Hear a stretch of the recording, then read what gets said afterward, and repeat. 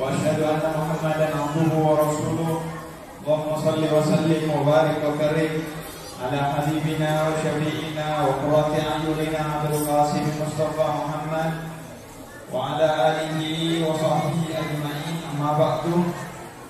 Assalamualaikum warahmatullahi ta'ala wabarakatuh. Pertama-tama saya mengucapkan terima kasih kepada keluarga besar Masjid Al-Ikhlas, di mana menaungi menjadi rumah ibadah bagi RT 23, 24, 25, 26 dan 27 dari Kelurahan Damai Bahagia, Kecamatan Balikpapan Selatan. Terima kasih atas undangannya di tempat yang mulia ini, di mana kita akan belajar bersama tentang Muhammad SAW. Dan lebih khusus terima kasih undangannya kepada Ketua Masjid Besar Al-Ikhlas, Bapak Ustadz Herianto. Puja dan puji syukur kehadirat Allah Subhanahu wa Ta'ala karena kita berkumpul di tempat yang mulia ini, serta kita selalu panjatkan salawat serta salam kepada junjungan Nabi besar Muhammad SAW yang telah membawa kita dari kulumat dan nur, dari yang gelap menuju bercahaya, dari jurang menuju panggung, dari kejahilian menuju kemajuan, sehingga kita berada di tempat ini bukan hanya diliputi keberkahan, tapi juga kebahagiaan dan kemajuan, sehingga kita sama-sama bahagia dan mendapatkan berkahnya Nabi Muhammad SAW di tempat ini. Ketika kita berkumpul di tempat yang mulia seperti ini, maka semua ini muncul dari karena cintanya kita kepada Nabi Muhammad SAW. Dan cinta ini sebenarnya upaya untuk membalas cintanya Nabi Muhammad SAW kepada kita, sebagaimana dijelaskan dalam Al-Quran, Azizun alaihi ma anittum harisun alaikum bil mu'minin. Nabi Muhammad itu sangat cinta kepada kita dan selalu sedih kepada apa hal-hal buruk yang menimpa diri kita sebagai umatnya, sehingga sampai akhir hayat Nabi Muhammad selalu memikirkan ummati, umatku. Berbagai cara dilakukan oleh Nabi Muhammad dalam berdakwah agar umat manusia masuk ke dalam kehadiraan Islam. Padahal yang untung adalah kita mendapatkan dakwahnya Nabi Muhammad, karena hidupnya akan bahagia di dunia dan di akhirat nanti akan selamat. Tapi seolah-olah Nabi Muhammad yang butuh kepada kita, sehingga digambarkan dalam Al-Quran bahwa Allah mengatakan kepada Nabi Muhammad agar jangan sampai engkau memikirkan terlalu berlebih, bersedih terlalu berlebih atas kondisi umat manusia yang engkau hadapi, karena banyaknya tantangan bagi dakwahnya Nabi Muhammad. Maka kemudian Nabi Muhammad sampai memikirkannya siang dan malam, sehingga Allah menegurnya, jangan Nabi Muhammad, hidayah itu dari aku. Wa ma ala rasul illa al-bala, tugas Nabi hanya menyampaikan. Mereka kafir atau mukmin itu urusanku. Mereka mendapat hidayah atau tidak mendapat hidayah itu urusan Allah Subhanahu wa Ta'ala. Sehingga jangan kau pikirkan, bukan karena engkau gagal berdakwah, bukan akhlakmu kurang dalam berdakwah, bukan karena engkau kurang dalam mencintai umatmu, tapi karena mereka yang kau dakwai memang digulu bikin maradun wazadahumullah maradun. Karena di hatinya ada rasa sakit, ada kegelapan, maka Allah tambah kegelapan itu sehingga mereka semakin tersesat. Jadi pastilah bukan karena kurangnya cintanya Nabi Muhammad SAW kepada umatnya yang menyebabkan Nabi Muhammad tidak semua manusia masuk ke dalam kehidupan Islam. Nah, karena saking cintanya Nabi Muhammad kepada kita, sehingga Nabi Muhammad mau ngasih hadiah surga kepada kita, tapi kita menolak. Dicari berbagai cara agar kita menerima, karena Nabi Muhammad tahu ini jalan ke surga. Tapi kita banyak yang menolak,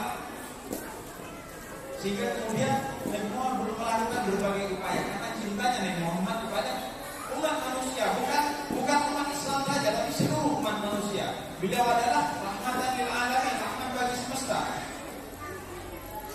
Oleh karena itu sudah sepatutnya untuk mencintai Nabi Muhammad SAW, meskipun kecintaan kita kepada Nabi Muhammad tidak akan pernah bisa sepadan atau membayar kecintaan Nabi Muhammad SAW kepada kita. Karena itu kita akan melakukan berbagai hal, berbagai cara, berbagai ritual untuk menunjukkan rasa cinta kita kepada Nabi Muhammad SAW. Maka karena ini soal cinta, nggak perlu lagi yang namanya dalil,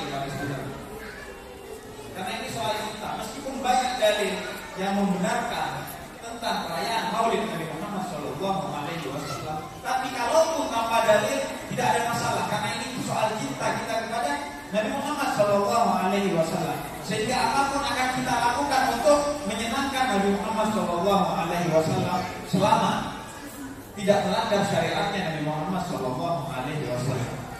Maka kita berkumpul di sini membaca sholawat kepada Nabi Muhammad yang itu disyariatkan oleh Islam, membawa makanan yang itu juga disyariatkan oleh Islam untuk saling berbagi di antara kita, membaca sejarah Nabi Muhammad dalam teks bahasa Arab yang itu juga diperintahkan oleh agama Islam. Sibtul Duror itu sebenarnya kan cerita tentang Nabi Muhammad dari lahir sampai wafat, cuma bedanya bahasa Arab. Makanya kita banyak sebagian kita yang salah paham seolah-olah itu apa, sehingga kemudian dibikin ini dan itu, padahal itu isinya sejarah. Apa salahnya orang baca sejarah? Bedanya baca sejarahnya bareng-bareng sehingga ada keberkahan di dalamnya. Karena orang-orang sebagian kita kadang ini karena nggak ngerti bahasa Arab, sehingga kalau yang dibaca bahasa Arab, apa ini kok nggak ada di Quran nih? Ajaran baru ini. Bahkan orang ngomong bahasa Arab, kalau yang nggak ngerti bahasa Arab disangka doa. Padahal lagi ngomong bahasa Arab, kalau orang yang nggak ngerti, amin, amin. Padahal lagi ngatain dia mungkin pakai bahasa Arab. Karena kenapa? Karena tidak paham. Kita dipastikan oleh Nabi Muhammad SAW bahwa orang-orang yang tidak ikut jalannya Nabi Muhammad pasti karena tidak tahu. Kalau tahu, tidak mungkin dia tidak ikut. Dikasih surga masa gak ikut? Dikasih bahagia di dunia masa gak ikut? Gak mungkin. Oleh karena itu, karena ini soal cinta kita kepada Nabi Muhammad, maka kita lakukan segala sesuatu untuk Nabi Muhammad, sebagaimana Nabi Muhammad berikan segala sesuatu untuk kita. Segala sesuatu diberikan oleh Nabi Muhammad kepada kita. Karena itu kita hari ini akan belajar tentang Nabi Muhammad dalam sifatnya yang utama sebagai Nabi Rahmah, Nabi yang penuh dengan cinta kepada umatnya, yang karena dilandasi oleh cinta kasih itu sehingga semua yang keluar dari Nabi Muhammad menjadi indah. Tidak ada yang tidak indah. Dan yang dilakukan oleh Nabi Muhammad SAW adalah mengikuti Allah Subhanahu wa Ta'ala. Karena Allah memperkenalkan zatnya kepada kita dengan dua sifat utama. Sifatnya Allah itu tidak terbatas, yang dirumuskan oleh para teolog, para ahli kalam itu 99. Kemudian yang paling utama sifatnya adalah dua, yang selalu kita baca kalau baca Quran. Selalu diawali dengan menyebut nama Allah dengan dua sifat utamanya. Karena Allah memperkenalkan zatnya dengan dua sifat utama tersebut, yakni Ar-Rahman dan Ar-Rahim, Maha Pengasih, Maha Penyayang. Artinya Allah memperkenalkan dirinya sebagai zat yang penuh dengan cinta kasih. Oleh karena itu, wa rahmati wasi'at kulla syai'. Rahmatnya Allah, cintanya Allah itu meliputi segala sesuatu. Sehingga siapapun orang di dunia ini pasti mendapatkan rahmatnya Allah Subhanahu wa Ta'ala, meskipun mereka gak menyembah Allah Subhanahu wa Ta'ala. Karena itu kita gak pernah ketemu orang di jalan mati kelaparan karena gak menyembah Allah. Meskipun bukan muslim, kan tetap Allah kasih makan. Atau meskipun juga dia bahkan gak percaya bahwa ada Allah di muka bumi ini, bahwa yang menciptakan segala sesuatu ini adalah Allah, tetap Allah kasih makan. Makanya dia bisa hidup, bisa gak percaya bahwa Allah tidak menciptakan dia. Itulah yang disebut dengan cinta. Dia memberikan tanpa pamrih. Siapapun diberikan oleh Allah Subhanahu wa Ta'ala cintanya Allah kepada manusia. Ar-Rahman, Ar-Rahim, Maha Pengasih, Maha Penyayang. Kalau lebih detail lagi oleh para ulama-ulama ahli kalam dibagi dua. Kalau Ar-Rahim itu cintanya Allah kepada orang-orang yang beriman. Diberilah dia nikmat utama berupa iman dan Islam. Sedangkan orang-orang yang tidak beriman diberikan oleh Allah yang namanya Rahman, bukan Rahimnya. Rahman itu khusus umum kepada semua umat manusia, menyembah Allah ataupun tidak menyembah Allah. Islam ataupun non-muslim diberikan oleh Allah, seperti makan, bernafas, dan lain sebagainya. Nikmat-nikmat itu adalah rahmatnya Allah, kasihnya Allah kepada semua manusia. Rahim hanya khusus umat yang beriman, umat Islam. Diberi dia nikmat utama yang paling megah, yaitu nikmat iman dan nikmat Islam. Oleh karena itu kita belajar bahwa dari Nabi dalam sebuah riwayat yang diriwayatkan oleh Sayyidah Aisyah bahwa kata Nabi, aku ini sholat bukan karena untuk mendapatkan surga atau lari dari neraka. Sayyidah Aisyah nanya, kamu ini Nabi, sudah pasti masuk surga. Kenapa masih sholat secara berlebihan, masih tahajud, masih sholat sunnah ini, sholat sunnah itu? Sudah lakukan yang wajib, kamu sudah pasti masuk surga. Enggak, kata Nabi. Aku ingin menjadi abdan syakura. Aku menjadi hambanya yang bersyukur. Aku sholat bukan karena takut neraka atau karena ingin surga, tapi aku ingin bersyukur kepada Allah Subhanahu wa Ta'ala karena limpahan rahmatnya yang tiada intinya kepada aku. Maka hari ini karena juga kita diciptakan oleh Allah karena Nabi Muhammad, maka kita akan bersyukur karena Nabi Muhammad telah mengajak kita minat dzulumat ila nur, dari kegelapan menuju cahaya. Kita juga akan bersyukur sebagaimana Nabi Muhammad bersyukur kepada Allah. Maka kita selenggarakan maulid Nabi Muhammad ini untuk membahagiakan Nabi Muhammad Shallallahu Alaihi Wasallam, dan untuk yang terpenting adalah utamanya untuk kita, agar kita selalu ingat Nabi Muhammad, agar kita selalu memiliki pedoman dalam berbicara, dalam bertingkah laku dan lain sebagainya, sehingga kita dipastikan menjadi orang-orang yang mendapatkan syafaat dari Muhammad kelak di akhirat. Jadi Allahnya Rahman dan Rahim. Maka Nabi Muhammad mengikuti Allah Subhanahu wa Ta'ala.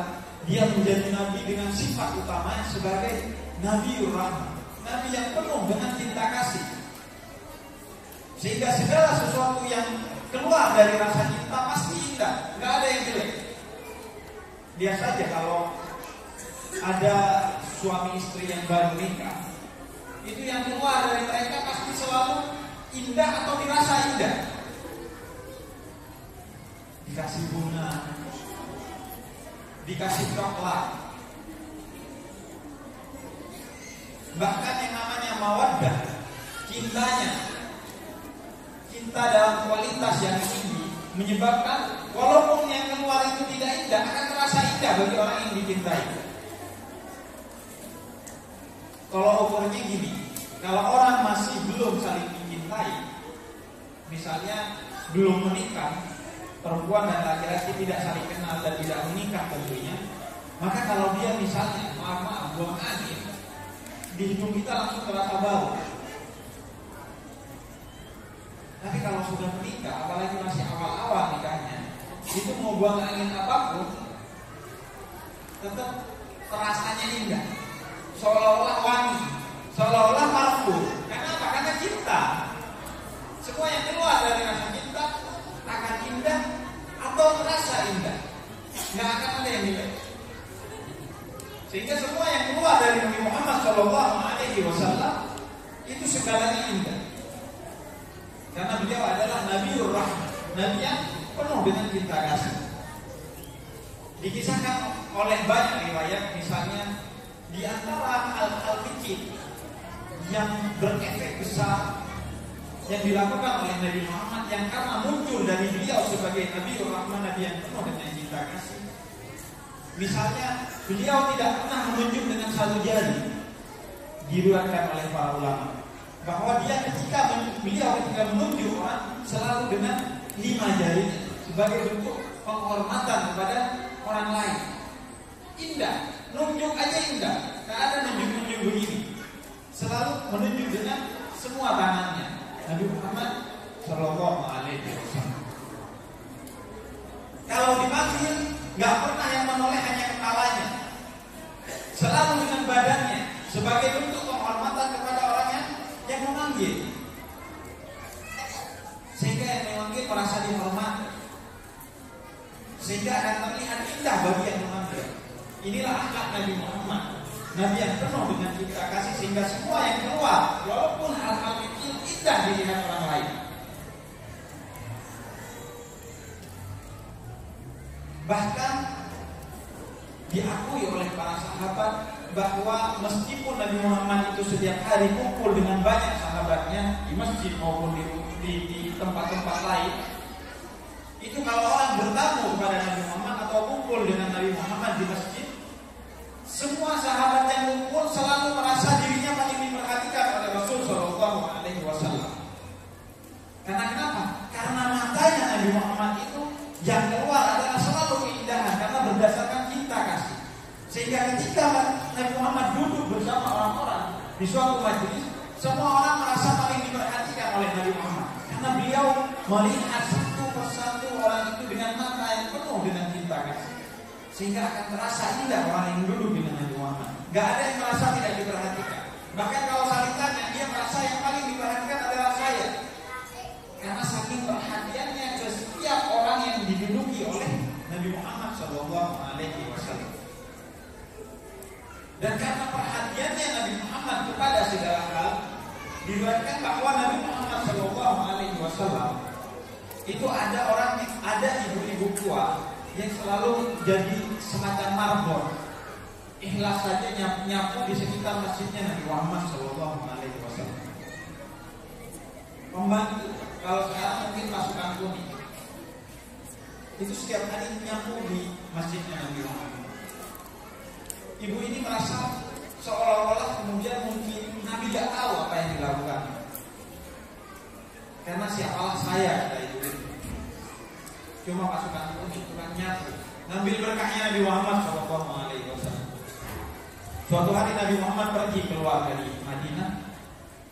Kemudian setelah kunjungan itu kembali beberapa hari, Nabi Muhammad tanya kepada sahabatnya, kok gak ada itu ibu-ibu yang biasa nyapu di sekitar masjid? Sahabatnya kaget, ternyata Nabi Muhammad memperhatikan dia. Padahal si ibu itu saja tidak merasa bahwa dirinya bukan siapa-siapa. Gak mungkin Nabi Muhammad memperhatikan dia. Sahabat juga bingung, siapa? Karena sahabat juga gak memperhatikan ibu itu. Diingatkan oleh Nabi Muhammad, barulah sahabat ingat, oh ibu itu, carilah informasi tentang ibu itu. Ternyata ibu itu telah wafat, meninggal. Maka kemudian Nabi Muhammad menegur sahabat, kenapa kau tidak segera informasikan kepada aku?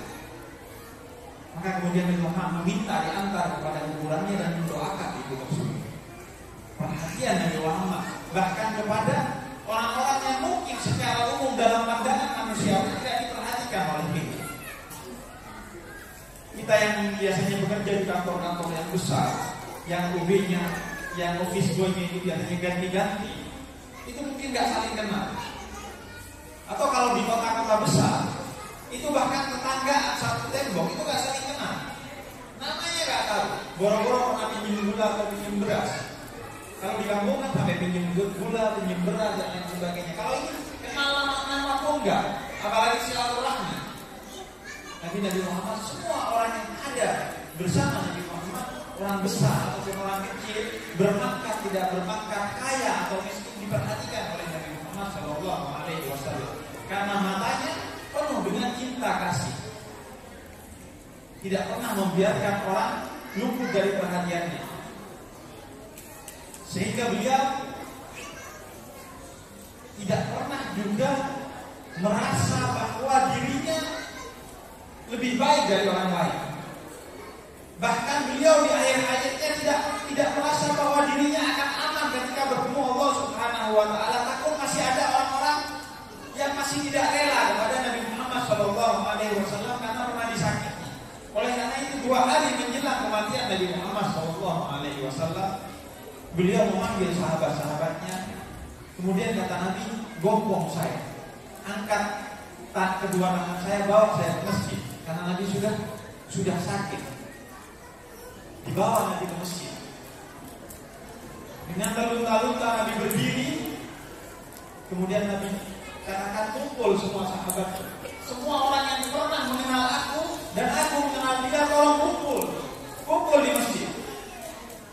Dikumpulkan oleh Nabi Muhammad dan kemudian kata Nabi Muhammad, siapa yang masih tidak ridho kepada aku, siapa yang merasa aku memiliki hutang, memiliki kesalahan, pernah menyakiti, maka sekarang aku mau mereka membalas kepada aku, agar tidak ada lagi tanggungan aku ketika bertemu dengan Allah Subhanahu wa ta'ala.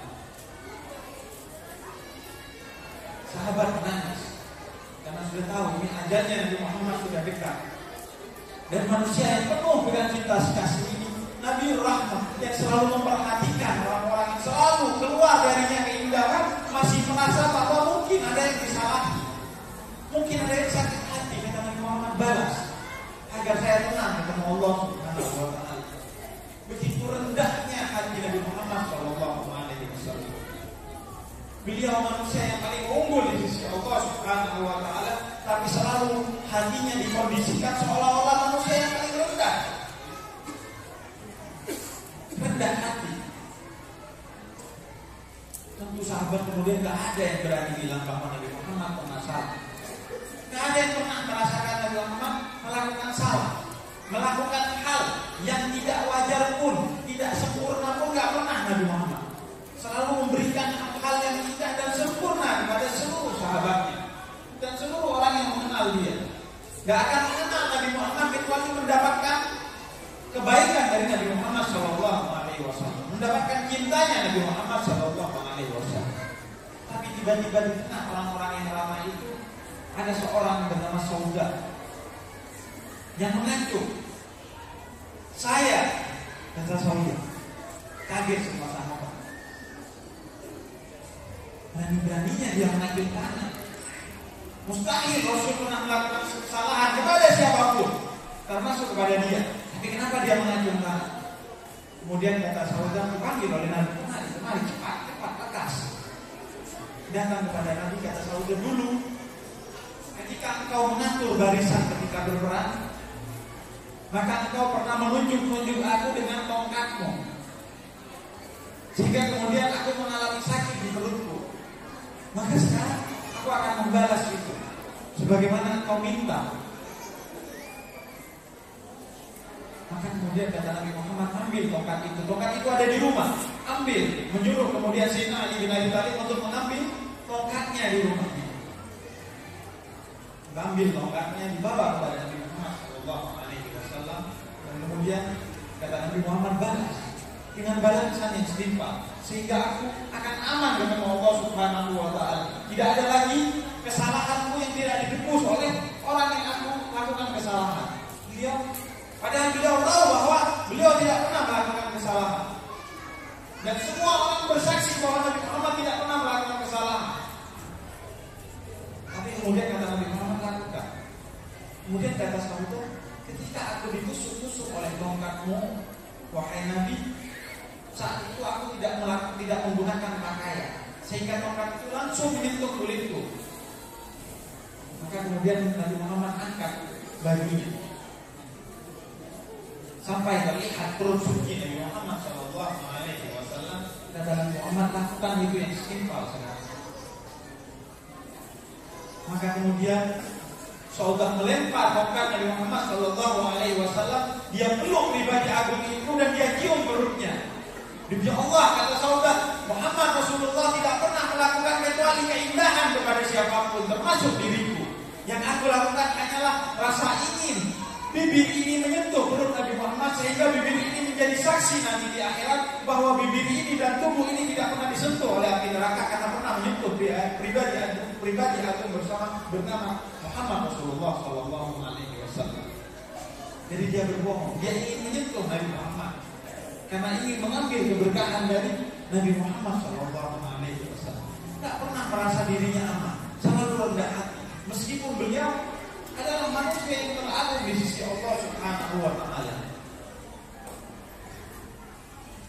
Meskipun beliau dijamin surga, tetap sholat. tahajud, sholat sunnah, sampai kakinya bengkak. Diriwayatkan oleh Sayyidah Aisyah sampai kakinya bengkak, karena selalu sholat kepada Allah Subhanahu wa Ta'ala, selalu rendah hati, tidak pernah merasa dirinya benar. Karena Rasul katakan, siapa yang merasa dirinya benar pasti dia sedang salah. Siapa yang merasa dirinya suci pasti dia dalam kekotoran. Siapa yang menunjuk orang lain dia fasik, dia munafik, dia kafir, kata Nabi, maka kekafiran akan kembali kepada dirinya sendiri. Kembali kepada dirinya sendiri. Gak ada orang yang tahu siapa yang munafik, karena orang gak tahu isi hati orang lain. Suatu hari setelah ketika terjadi peperangan, ada musuh yang lari. Kemudian Usamah bin Zaid mengejar musuh yang lari. Sampai dalam satu keadaan si musuh ini terjebak di pojokan pohon. Dan kemudian ketika Usamah bin Zaid mau menebas musuh ini, dia berkata, asyhadu an la ilaha illallah wa asyhadu anna Muhammadar Rasulullah. Tapi tetap ditebas oleh Usamah bin Zaid. Maka kemudian sampai kabar ini kepada Rasul sallallahu alaihi wasallam. Rasul panggil, dan kemudian Rasul tanyakan, engkau menebasnya padahal dia sudah bersyahadat? Iya, kata Rasul, karena saya tahu bahwa syahadatnya cuma di mulut. Kemudian Rasul tanya lagi, engkau menebasnya setelah dia bersyahadat? Iya Rasul, karena saya tahu bahwa dia munafik, dia hanya ingin aman saja, biarkan saya tebas dia sok masuk Islam. Kemudian Rasul tanya ketiga kali, engkau menebasnya setelah dia bersyahadat? Mulai gak yakin sama bin Zaid, kayaknya ada yang salah ini kata dia. Maka kemudian sambil sudah nadanya ragu, dia katakan, ya karena saya tahu syahadatnya gak dari hati, cuma di mulut saja. Kemudian katakan, siapa yang tahu isi hati manusia? Gak ada yang tahu isi hati manusia kecuali Allah Subhanahu wa Ta'ala. Sehingga kita hanya menghukumi lahirnya saja, tidak menghukumi hatinya manusia. Maka karena itu kata Nabi Muhammad, siapa yang menuduh orang lain munafik, menuduh orang lain kafir dan lain sebagainya, maka kekafiran itu kembali kepada dirinya sendiri. Karena orang gak ada yang tahu isi hatinya orang lain.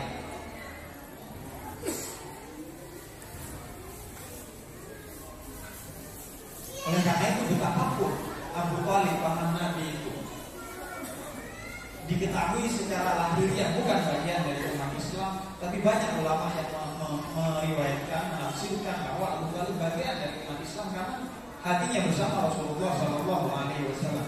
Dia bersama bahasanya orang-orang kafir justru untuk melindungi pribadi agung bernama Muhammad Rasulullah ini. Karena orang tidak pernah tahu isi hati orang lain. Maka Nabi mengajarkan jangan menghukumi orang kecuali dari apa yang nampak dari diri dia. Maka yang keluar dari Nabi Muhammad Shallallahu Alaihi Wasallam ini selalu keindahan. Nggak pernah ada yang namanya tidak indah. Bahkan yang keluar dari lisannya selalu keindahan. Dikatakan oleh Nabi Muhammad Shallallahu Alaihi Wasallam, "Man ati'uni dakhala al-jannah." Siapa yang mengikuti aku maka dia masuk surga. Wa man asani faqad abaa, kata Nabi Muhammad. Siapa yang tidak ikut kepada aku, Nabi Muhammad tidak bilang dakhala al-jannah, tidak bilang masuk neraka. Karena lisan yang agung ini tidak pernah keluar kecuali keindahan. Maka Nabi Muhammad katakan, siapa yang tidak ikut aku maka urusan dia sendiri. Maka dia bukan termasuk, nggak bilang masuk neraka. Padahal seharusnya bilang masuk neraka, karena sebelumnya mengatakan man ati'uni dakhala al-jannah. Siapa yang ikut aku masuk neraka, masuk surga. Maka yang nggak ikut pasti masuk neraka. Jadi Nabi Muhammad nggak pernah mengklaim dia masuk neraka. Nggak pernah lisannya itu keluar kecuali keindahan. Sehingga kata yang paling tidak indah yang pernah keluar dari Nabi Muhammad Shallallahu Alaihi Wasallam adalah semoga lumpur mengenai mukanya. Hanya itu. Diminta untuk melaknat tidak pernah mau melaknat. Aku tidak diutus untuk melaknat, kata Nabi Muhammad SAW yang keluar dari lisannya selalu keindahan. Oleh karena itu siapa yang duduk bersama Nabi Muhammad pasti akan bahagia, pasti indah. Sebagian umatnya Nabi Muhammad, orang yang mengaku sebagai bagian dari umat Islam, justru melakukan hal-hal yang menyakiti hati orang lain. Mungkin tidak dengan lisannya, karena sekarang zamannya sudah berubah, tapi dengan HP di media sosial. Bukan hanya mengeluarkan kata-kata yang tidak indah, bukan hanya mengeluarkan kata-kata yang kotor, bahkan bangga kalau sudah melakukan hal-hal yang tidak indah. Si A sudah saya habisi kemarin, sudah saya WhatsApp kemarin, saya kata-katain dia. Enak aja dia kurang ajar sama saya. Bangga. Karena yang keluar tidak indah, bangga. Ada Nabi Muhammad SAW mengajarkan kepada kita, jangan keluar dari lisan kita kecuali keindahan. Man amana billahi wal yawmil akhir.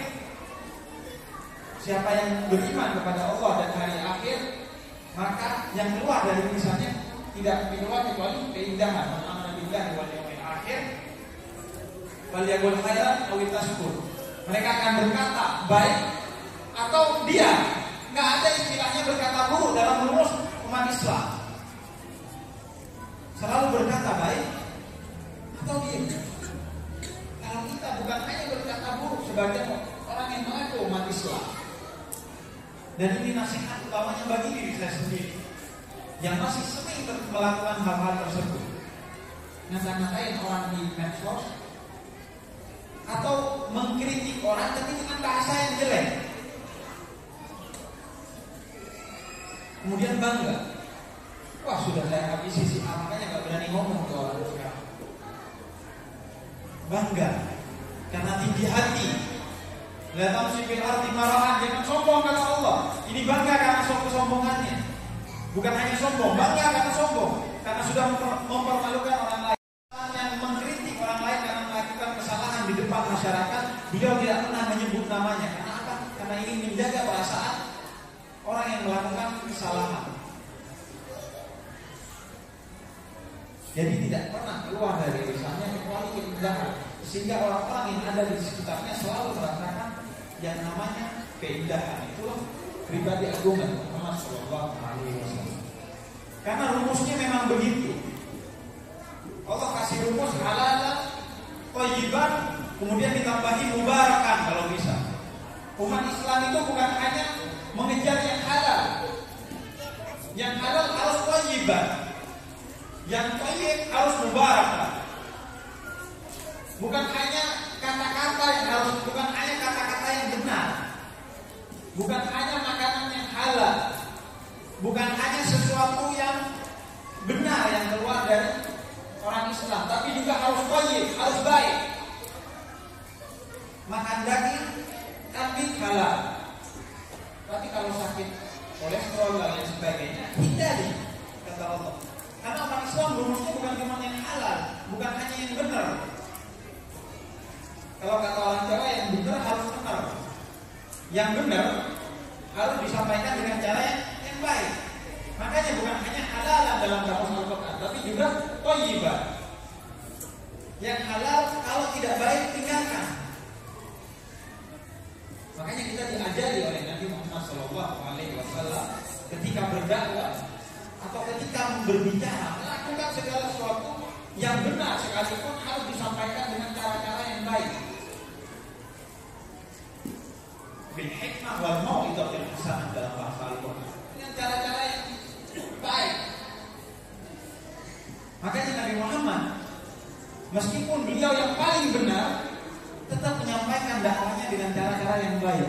Sehingga dikatakan oleh Nabi Muhammad kepada Mu'adz bin Jabal, salah seorang sahabatnya yang diutus ke Yaman untuk berdakwah, kata Nabi kepada Mu'adz, wahai Mu'adz, sebarkanlah Islam sebagai kabar gembira, bukan ketakutan. Meskipun Islam ini adalah kebenaran, tetap harus disampaikan dengan baik, dengan penuh kegembiraan. Oleh karena itu kita duduk di majelis yang dipenuhi oleh kebenaran ini, tapi tetap dengan keindahan dan kebaikan. Makanya ada hiasan seperti ini, ada tawa, ada kegembiraan, ada makanan. Karena memang Rasul mengajarkan kebenaran harus dibungkus dengan cara-cara yang baik. Jangan sampai kebenaran itu ketika disampaikan yang menerima tidak merasa menerima kebenaran, apalagi sampai dipermalukan. Menyampaikan kebenaran di depan orang lain dipermalukan, bukan cara Rasul Shallallahu Alaihi Wasallam. Selain baik, dia juga harus mubarakah. Selain baik dan indah, ketika menyampaikan sesuatu atau melakukan segala sesuatu harus dicari keberkahannya. Sesuatu yang benar kemudian disampaikan dengan indah dan baik, tapi kalau tidak mengundang keberkahan, maka harus disempurnakan dengan memberikan keberkahan di dalamnya. Oleh karena itu lisannya seorang muslim, maka dia harus kemudian menghiasi lisannya bukan hanya dengan kata-kata yang benar dan dengan cara-cara yang baik, tapi dengan salawat kepada Nabi Muhammad SAW, dan utamanya adalah dengan niat yang tulus, agar yang keluar selalu keberkahan untuk mencapai ridhonya Allah Subhanahu wa Ta'ala. Maka dari itu, ketika kita belajar pada akhlaknya Nabi Muhammad, kuncinya adalah harus yang keluar segala sesuatunya indah dan niatnya harus cinta kasih, bukan kebencian. Maka kalau ada orang-orang yang menasehati orang lain yang menyebabkan yang dinasehati menjadi malu, menjadi tidak enak rasa, maka itu sebenarnya bukan nasihat yang dicontohkan oleh Nabi Muhammad Shallallahu Alaihi Wasallam.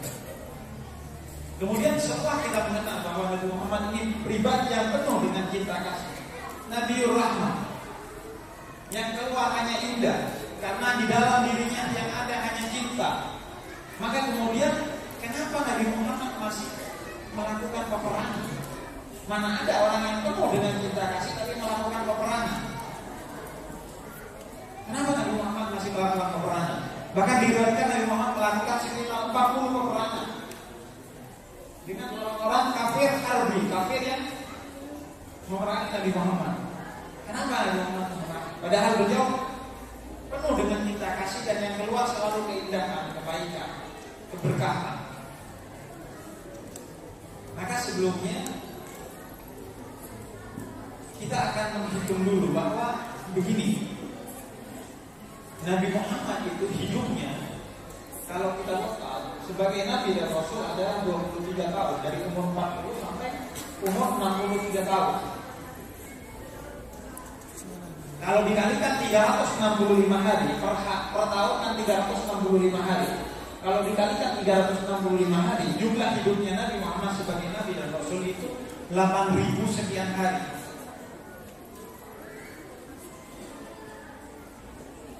Dan kalau kita baca riwayat-riwayat sejarah sirah Nabi Muhammad SAW, maka kita ketahui bahwa Nabi Muhammad itu berperang kurang lebih selama 80 hari. Semua total peperangan Nabi Muhammad itu 80 hari.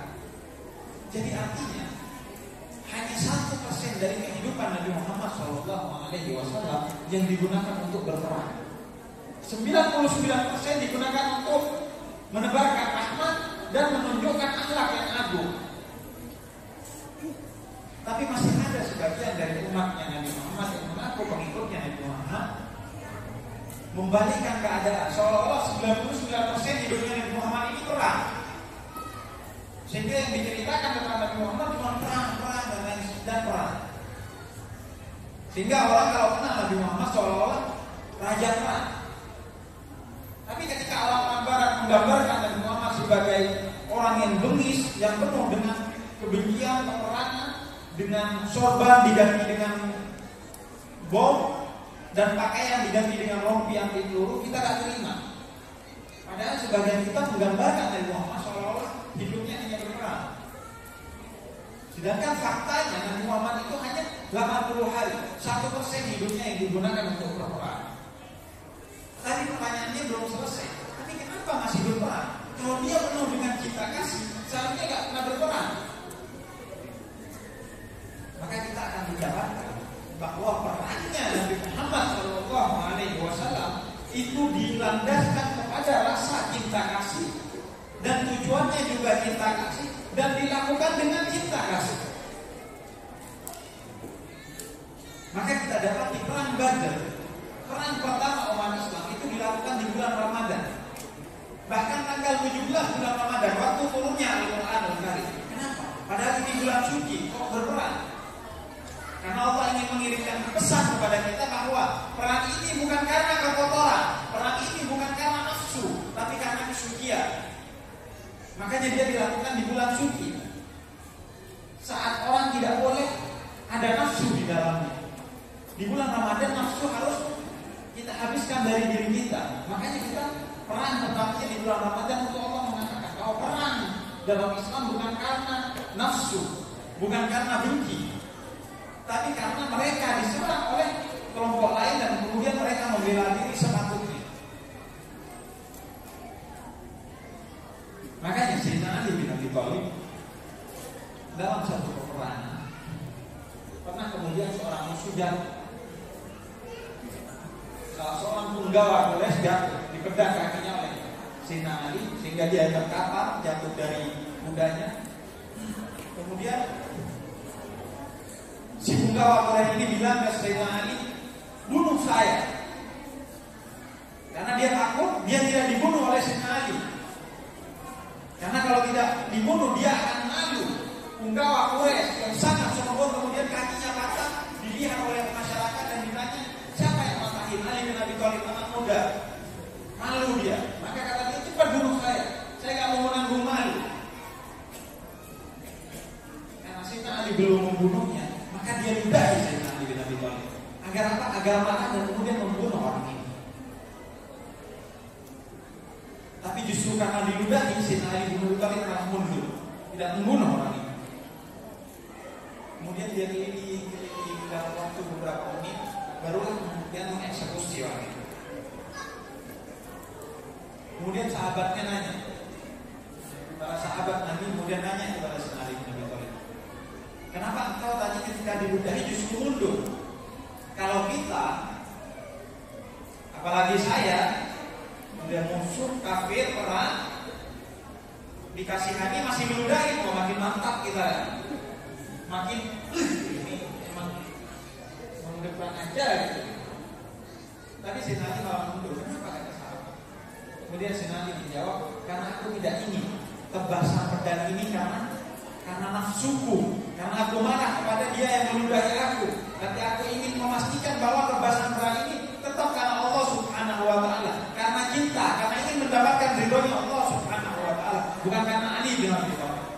Makanya dia menangkan dulu hatinya sampai hilang nafsu, kebencian dan kemarahan kepada orang itu, baru kemudian Sayyidina Ali menebas orang itu. Jadi perang pun dilandaskan oleh cinta kasih. Kenapa diperangi? Karena mereka memerangi kita. Oleh karena itu gak ada ceritanya umat Islam memerangi lebih dahulu orang-orang kafir. Pasti diserang dulu baru kemudian membela diri. Karena bukan kita yang memerangi, tapi dia yang memerangi kita. Karena itu kafir yang diperangi adalah kafir harbi, bukan kafir zimmi. Kafir yang memerangi kita, bukan kafir yang berdamai dengan kita. Kalau yang berdamai dengan kita adalah dinukum waliyadin. Agamamu adalah agamamu, urusanmu dengan Tuhan nanti. Agamamu adalah agamaku, urusanku dengan Tuhan. Kita jalan masing-masing. Fastabiqul khairat. Tinggal kita berlomba-lomba dalam kebaikan. Yang kafir silahkan bangun rumah sakit untuk yang sakit. Kita juga lomba-lomba membangun rumah sakit, membangun sekolah untuk pendidikan dan lain sebagainya. Agama urusan masing-masing. Kita tinggal saling dakwah tanpa kekerasan. Jadi yang diserang oleh kita adalah orang yang menyerang kita. Bahkan karena tidak inginnya kita terjadi peperangan, maka disunahkan kita untuk belajar untuk berperang. Makanya sekarang itu lagi ngetren ya, orang belajar memanah, orang belajar pedang, orang belajar kuda. Kenapa? Kenapa disunahkan itu oleh Nabi Muhammad? Apa maksudnya? Maksudnya adalah agar kita tampak gagah di mata orang lain, tampak gagah di mata musuh dulunya. Karena kalau tampak gagah maka musuh gak akan berani sesekali nyerang kita, gak akan berani nyerang kita, sehingga tidak akan pernah terjadi yang namanya peperangan. Makanya Nabi Muhammad suruh kita gagah agar gak diserang oleh orang lain, sehingga tidak akan terjadi peperangan. Karena umat Islam tidak akan pernah memerangi siapa-siapa selama orang itu tidak memerangi kita. Jadi kita disuruh gagah-gagahan justru untuk berdamai, bukan berperang. Tapi sebagian kita justru kalau sudah fitnah, itu senggol sana senggol sini, cari musuh. Padahal Nabi Muhammad bilang, kalau bahasa sekarang fitnah, kamu agak disalahin orang lain sehingga kamu gak bertengkar dengan orang lain. Karena manusia diciptakan untuk saling cinta kasih sebagaimana sifat utamanya Nabi Muhammad SAW dan sifatnya Allah Subhanahu Wa Taala. Sehingga kalau kita cermati perannya umat Islam itu bukan kayak seperti perang. Namanya juga perang. Kalau perang itu kan seolah-olah sudah ngawur. Tapi perangnya umat Islam nggak ngawur. Bayangkan, mana ada perang yang nggak boleh injek tanaman. Haram menginjak tanaman ketika terjadi perang. Mana ada perang nggak boleh membunuh binatang, nggak boleh bunuh wanita, nggak boleh orang tua bunuh orang tua, nggak boleh menyakiti anak kecil, nggak boleh memblokade air sampai musuh mati kehausan, nggak boleh, nggak boleh membunuh dari belakang. Bayangkan, ini perang macam apa? Perang aturannya banyak. Padahal kalau perang itu kan seolah-olah sudah ngawur. Tapi dalam Islam perang bukan karena nafsu, bukan karena benci, bukan karena marah, sehingga dia diatur. Nggak boleh sembarangan. Bahkan untuk memastikan bahwa agama Islam tidak menyerang orang lain karena agamanya, karena la ikraha fid din, tidak ada paksaan dalam agama, maka di dalam perang itu sekalipun kita dilarang oleh Rasul Shallallahu Alaihi Wasallam untuk menghancurkan rumah ibadah umat lain dan membunuh tokoh-tokohnya serta membunuh orang-orang yang sudah masuk ke rumah ibadahnya. Bahkan dilarang juga kita untuk mengejar orang yang lari dari peperangan atau orang yang sudah menyerah tidak boleh diperangi. Meskipun mereka tetap kafir, tapi kalau sudah mengatakan menyerah tidak boleh diperangi. Karena apa? Karena perang pun dilandaskan oleh cinta kasih. Diperangi mereka karena kita cinta kepada orangnya dan tidak suka kepada perbuatannya. Maka karena kita cinta kepada orang itu, kita perangi dia agar dia taubat, agar dia tidak melakukan hal-hal yang buruk, agar tidak melakukan kerusakan, sehingga dia akan menjadi pribadi yang baik. Sehingga dengan menjadi pribadi yang baik, dia akan menjadi orang yang bermanfaat di dunia dan selamat di akhirat. Bukan karena benci kita perang, justru karena kita cinta, karena kita ingin merubah orang itu. Didakwahi gak bisa, dengan berbagai cara gak bisa, malah dia menyerang kita, maka kita membela diri dan kemudian memaksa dia untuk berdamai dengan kita karena kita cinta dia dan kita benci kepada kelakuan buruknya, maka kita hindarkan dia dari kelakuan buruk.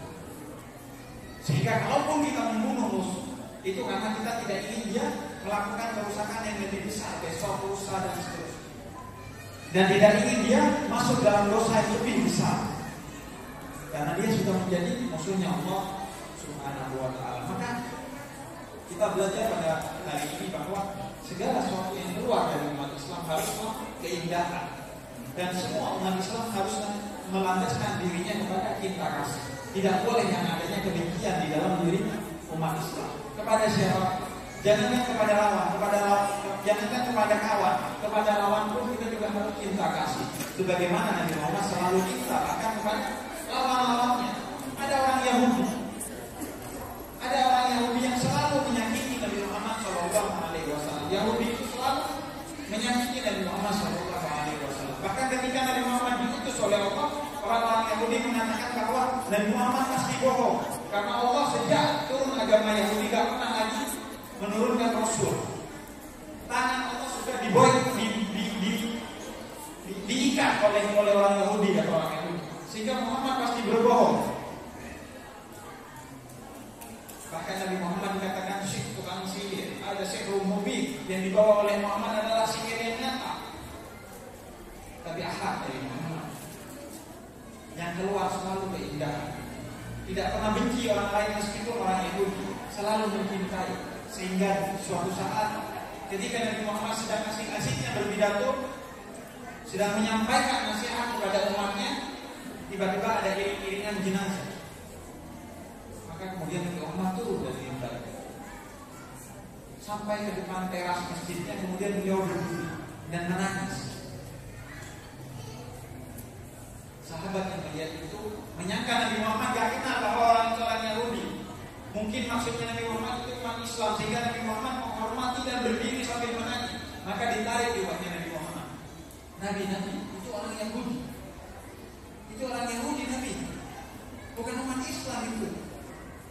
Kemudian kata Nabi, bukankah dia manusia seperti kita? Maka Nabi Muhammad meskipun beda agama, karena yang keluar dari Nabi selalu indah. Dan justru karena yang keluar dari Nabi selalu keindahan, makanya dia dicintai bahkan oleh musuh-musuhnya. Musuh-musuhnya Nabi Muhammad tetap cinta kepada Nabi Muhammad, meskipun dia tidak masuk Islam, tapi tetap cinta kepada Nabi Muhammad. Karena itu sebelum Nabi Muhammad diangkat menjadi Nabi dan Rasul, mereka mengakui bahwa Muhammad adalah al-amin, orang yang dapat dipercaya. Gak bisa ada yang menolak bahwa Nabi Muhammad ini indah. Maka semua yang keluar keindahan dan diakui oleh siapa saja. Oleh karena itu kemudian dia menarik simpati banyak orang, sehingga sebagian besar orang masuk Islam karena melihat pribadi Abu Nabi Muhammad Shallallahu Alaihi Wasallam. Maka kita ketika meneladani Nabi Muhammad, pastikan bahwa kita selalu indah yang keluar dari kita, bahkan kepada non-muslim, kepada siapapun selalu indah. Agar ketika orang melihat kita, maka orang simpati kepada Islam. Minimal gak benci kepada Islam, syukur-syukur dia masuk Islam suatu saat karena melihat tingkah laku kita yang indah. Semoga kita kemudian diberikan taufik dan hidayah oleh Allah Subhanahu wa taala, kekuatan, kecerahan dalam pikiran untuk menjadi pribadi yang meneladani Nabi Muhammad SAW. Semoga kita juga karena keberkahan Nabi Muhammad SAW dididik secara batin oleh Nabi Muhammad untuk ikut dalam akhlaknya Nabi Muhammad SAW. Semoga Allah, sebagaimana Allah mengangkat dan membersihkan dadanya Nabi Muhammad ketika beliau dimi'rajkan, maka semoga Allah juga membersihkan dada kita dari sikap yang buruk, dari iri, dengki, hasud, namimah, dari kebencian, dari kemarahan, dari nafsu dan dari segala hal. Dan semoga kita menjadikan oleh Allah pengikutnya Nabi Muhammad SAW, bukan hanya ikut dalam agamanya, tapi ikut dalam keteladanannya, meneladani akhlaknya, meneladani tutur katanya, meneladani semua yang keluar dari Nabi Muhammad, yang itu adalah keindahan. Allahumma bihaqqi Muhammadin wa alihi warzuqna wa walidayna wa azwajana wa dhurriyyatina min ba'dina hubba Muhammad. Allahumma hina ala dhalik wa amitna ala dhalik wa ansurna bi zumrati man ahabba Muhammadan ma'a Muhammadin wa alihi wa sahbihi ya karim. Sallallahu ala sayyidina Muhammadin wa ala alihi wa sahbihi wasallam. Alhamdulillahirabbil alamin. Ya Allah, ya Tuhan kami, sebelum Engkau kabulkan semua doa kami untuk kami, maka kami mohon kabulkan semua doa itu terlebih dulu kepada kedua orang tua kami, kepada guru kami, kepada nenek moyang kami, kepada orang yang telah banyak membantu kami, kepada orang yang mencintai kami dengan tulus dan kami mencintai mereka, sehingga kemudian kafah, sehingga kemudian sempurna kenikmatan ini. Sallallahu alaihi wa alihi wasallam. Walhamdulillahirabbil alamin. Wassalamualaikum warahmatullahi wabarakatuh.